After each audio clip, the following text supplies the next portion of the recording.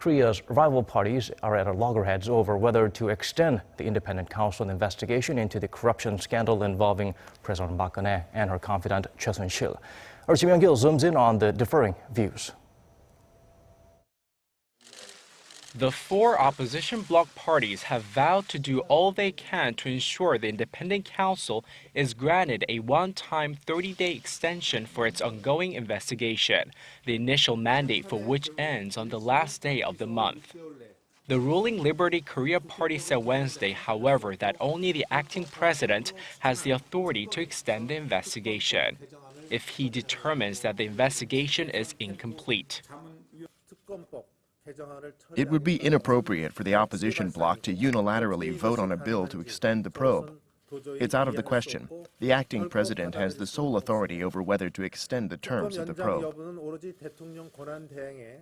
Chung also said the opposition bloc's bill introduced earlier this month proposing an extension for the investigation was a political attack aimed at gaining an advantage in the presidential election slated for this year.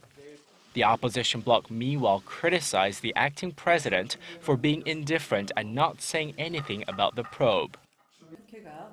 It's unlawful for the acting president to disregard the request to extend the probe, when the rival parties had previously agreed to an extension via the special bill.